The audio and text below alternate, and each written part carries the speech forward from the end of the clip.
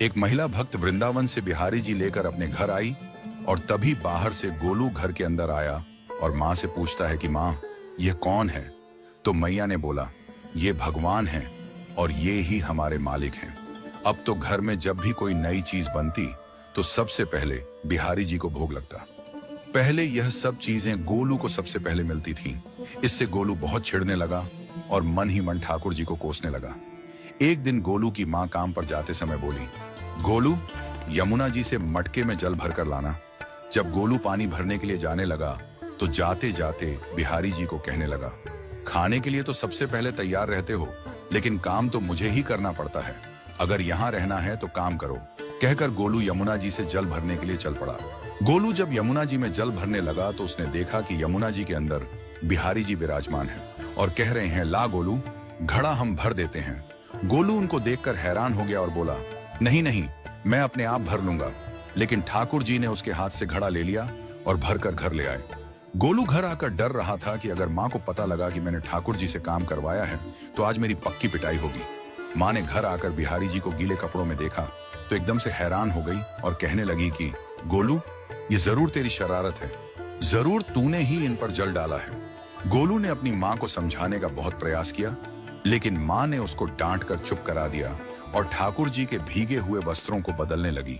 अगले दिन जब माँ ने गोलू को अनाज पिसवाने का काम दिया तो बिहारी जी फिर अनाज का कनस्तर ले आए और माँ को ठाकुर जी के वस्त्रों के ऊपर सूखा आटा पड़ा मिला।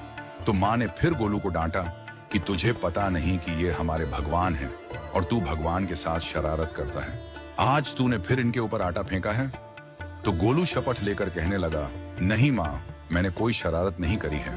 ये तो मेरे हाथ से गेहूं का कनस्तर लेकर खुद पिसवा कर आए हैं। गोलू की माँ आज बहुत गुस्सा हुई। अगले दिन फिर माँ बोली, बेटा गोलू, आज तुम्हारे बाबा बाहर गांव से वापस लौट आएंगे। बस आज का ही काम है, तुम जंगल से थोड़ी लकड़ियां ले आना। गोलू फिर डर गया, कहीं ठाकुर जी फिर मेरे पीछे ना आ जाएं। गोलू ने माँ को बोला कि मैं चला तो जाऊंगा, लेकिन बिहारी जी को समझा लो, वो मेरे पीछे ना आई। उसकी माँ हंसकर बोली, हाँ हाँ समझा दूंगी, तुम जाओ तो सही। गोलू जल्दी जल्दी लकड़ियां लेने जंगल में चला गया और माँ काम पर चली गई। लेकिन उस दिन माँ काम से जल्दी वापस आ गई और देखा बिहारी जी अपनी चौकी पर विराजमान नहीं है। वह तो एकदम से घबरा गई कि कहीं गोलू की शरारत तो नहीं। वह भागी भागी जंगल की तरफ गई। तभी उसने देखा कि गोलू के साथ एक इंसान लकड़ियों को लेकर घर आ रहा है। गोलू की माँ यह देखकर हैरान हो गई कि यह तो बिहारी जी हैं। ये क्या हमारे भगवान हमारा काम कर रहे हैं? इसका अर्थ गोलू ठीक कह रहा था। वह जल्दी जल्दी भागकर ठाकुर जी के पास गई और लकड़ियां उनके हाथ से लेते हुए उनके चरणों में गिरकर रोती हुई बोली, हे बिहारी जी, ये आप क्या कर रहे हो? मुंह गरीब का काम क्यों कर रहे हो?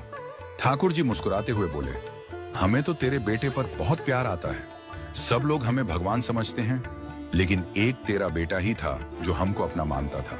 अपना मानकर वो हमें डांट भी देता था, हमारे साथ गुस्सा भी करता था, और जो हमें एक बार अपना मान लेता है तो हम उसके मान के लिए उसके ही हो जाते हैं।